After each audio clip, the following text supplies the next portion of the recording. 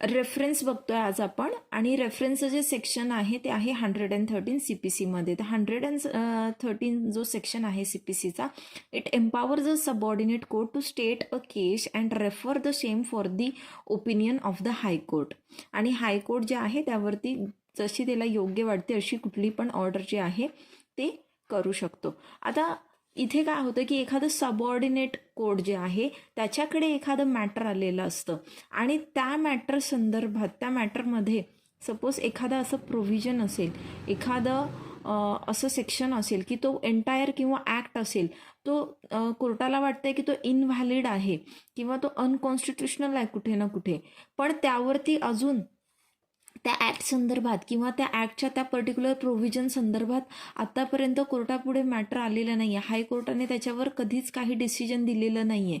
म्हणजे अगदी नव्यानेच ते प्रकरण जे आहे ते कोर्टाकडे, जे लोअर कोर्ट असतात त्यांच्याकडे आलेले आहे. मग त्या स्टेटचं जे हायकोर्ट असतं त्या हायकोर्टचं त्या पर्टिक्युलर टॉपिकवर काही एक जजमेंट अजूनपर्यंत आलेलं नाही आहे. मग अशा वेळेस ज्यावेळेस लोअर कोर्ट जे आहे ते संभ्रमात आहे की एक्झॅक्टली नेमकं ह्याच्यावरती काय डिसिजन जो आहे तो द्यायला पाहिजे. अशा वेळेला ते जे सबऑर्डिनेट कोर्ट असतं ते त्याच्या हाय कोर्टाकडे ते मॅटर रेफर करतं.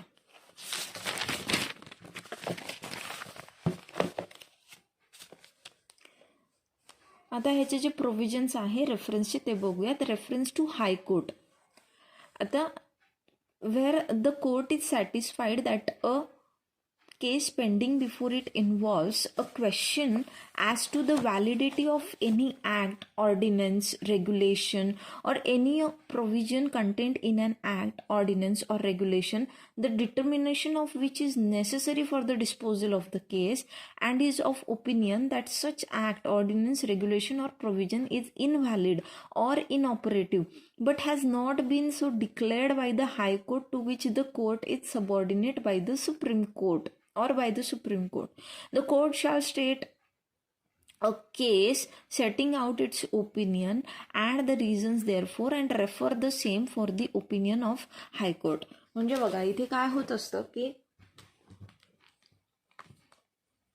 आता प्रत्येक स्टेटचं काय आहे, हायकोर्ट आहे, आणि त्या स्टेटमधले जेवढे कुठले कोर्ट्स येतात ते हायकोर्टला सबऑर्डिनेट असतं. मग ते तुमचे डिस्ट्रिक्ट कोर्ट आहे किंवा स्मॉल कॉज कोर्ट आहे, कुठले पण जे पण कुठले कोर्ट्स असतात हे हायकोर्टला सबऑर्डिनेट आहे. आता समजा हे जे लोअर कोर्ट आहे, ह्या लोअर कोर्टकडे असं एखादं मॅटर आलं की त्या मॅटरमध्ये जो कुठला ॲक्ट इन्व्हॉल्ड आहे किंवा त्या ॲक्टची एखादी प्रोव्हिजन जी आहे ती ह्या कोर्टाला, ह्या लोअर कोर्टाला इनव्हॅलिड वाटते, ठीक आहे, किंवा इनऑपरेटिव्ह वाटते, म्हणजे जी ऑपरेट करू शकत नाही, इनऑपरेटिव्ह वाटते.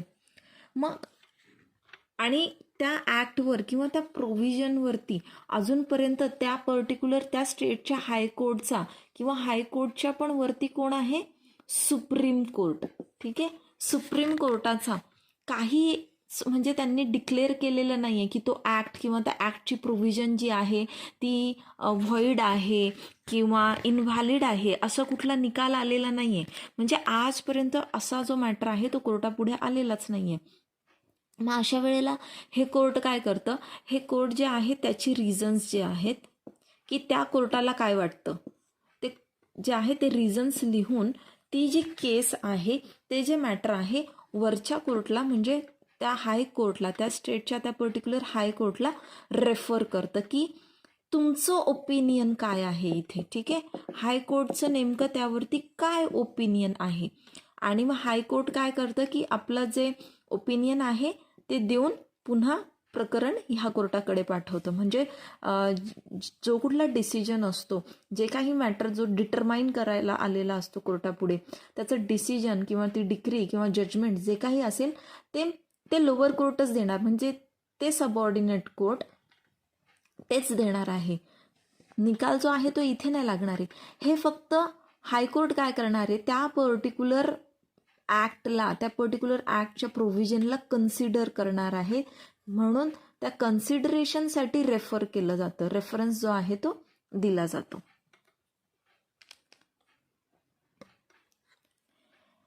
आता ऑब्जेक्ट काय आहे बरं रेफरन्सचा, तर ऑब्जेक्ट काय आहे की to ensure that the validity of legislative provisions should be interpreted and decided by the highest court in the state.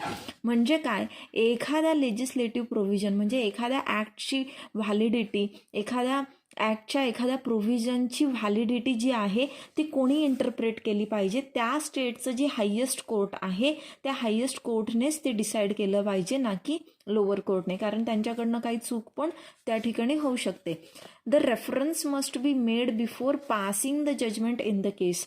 आता रेफरन्स हा कधी दिला जातो की मॅटर ज्यावेळेस पेंडिंग आहे, म्हणजे जे सबऑर्डिनेट कोर्ट आहे, हायकोर्टचे जे कुठले सबऑर्डिनेट कोर्ट आहे त्या कोर्टाने अजून त्यापर्यंत निकाल जो आहे तो दिलेला नसावा, मॅटर जे आहे ते पेंडिंग असावं. पेंडिंग असतानाच रेफरन्स जे आहे ते दिलं जाऊ शकतो. So the reference must be made before passing the judgment in the case. Now the object for reference is to enable the subordinate courts to obtain the opinion of the high court in advance to avoid commission of error which cannot be remedied later. आणखीन काय object आहे की subordinate court जे आहे त्यांना हाय कोर्टचं काय आहे तिथे एक ओपिनियन जे आहे ते ॲडव्हान्समध्येच भेटावं, की त्यांनी कुठलं एखादी एरर जी आहे, कुठली मिस्टेक्स, कुठली चूक करण्याच्या आधीच, आणि अशी चूक की जी नंतर ती दुरुस्त पण नाही करता येऊ शकणार, अशी कुठली चूक करण्याच्या आधीच काय आहे हायकोर्टचं ओपिनियन त्या ठिकाणी मिळवणे हा ऑब्जेक्ट आहे. आता बघा, नॉर्मली आपल्या घरात पण असं असतं ना की एखादी गोष्ट की तुम्हाला त्या बाबतीत काही माहीतच नाही आहे तर तुम्ही तुमच्या वरिष्ठांना विचारतात, बरोबर, किंवा आपल्या मोठ्यांना विचारतो, आपण घरी आईबाबांना विचारतो आणि त्यांचं ओपिनियन घेत असतो की एखादी गोष्ट तुमच्या समोर येते आणि तुम्हाला नेमकं कळत नाही की इथे काय योग्य काय अयोग्य, त्यावेळेस तुम्ही काय करता, मोठ्यांचा तिथे सल्ला घेतात, ओपिनियन घेतात.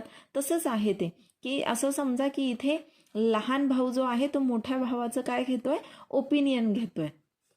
बिकॉज आता रेफरन्स जो आहे तो जो आहे कोण करू शकतं, सबऑर्डिनेट कोर्ट करू शकतो हायकोर्टला, ठीक आहे. आणि हे पार्टीने ॲप्लिकेशन केलं तरी होऊ शकतं किंवा कोर्ट सुमोटो सुद्धा त्याची दखल जी आहे ते घेऊ शकतं. आणि रेफरन्स जो आहे तो कधी करू शकतं, जेव्हा मॅटर जे आहे ते पेंडिंग आहे, ते डिसाईड झालेलं नाही. पण आता कुठल्याही प्रकारचा रेफरन्स जो आहे हायपोथेटिकल क्वेश्चनवरती होऊ शकत नाही की जो फ्युचरमध्ये होणार, म्हणजे असं झालं तर, म्हणजे सिच्युएशन जी आहे, मॅटर जे आहे ते कोर्टापुढे आलं नाहीये आणि कोर्ट स्वतःच इमॅजिन करतंय की समजा अशी एखादी सिच्युएशन आली तर काय डिसिजन द्यायचा, असं झालं तर, तसं झालं तर, याला आपण म्हणतो हायपोथेटिकल. की म्हणजे एखादा असा पॉईंट, अशी सिच्युएशन जी फ्युचरमध्ये अराईज झाली तर काय निर्णय द्यायचा.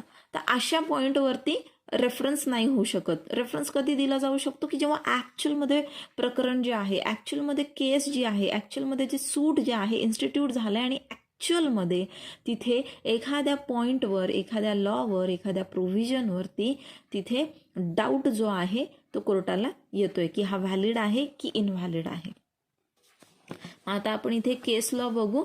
इथे शेरलेकर वर्सेस अग्रवाल केस जी आहे, ह्या केसमध्ये बॉम्बे हायकोर्टाने काय म्हटलं की reference can be made only in a suit, appeal or execution proceeding pending before the court. Pending पाहिजे. Such reference can be made when a subordinate court entertains a doubt on a question of law. जे subordinate court असतं त्याला त्या ठिकाणी म्हणजे doubt जो आहे त्या ठिकाणी अराईज झाला पाहिजे की तो जो लॉ आहे किंवा ती जी प्रोव्हिजन आहे लॉची ती व्हॅलिड आहे की इनव्हॅलिड आहे. सो कन्क्लुजन काय आहे या ठिकाणी की रेफरन्सचा ऑब्जेक्ट काय, to ensure that the validity of legislative provision should be interpreted and decided by the highest court in the state. Reference must be made before passing the judgment in the case. There are certain conditions which has to be satisfied for reference, जे आपण बघितलं. By reference, subordinate court obtain the opinion of high court in advance to avoid commission of period which cannot be remedied later.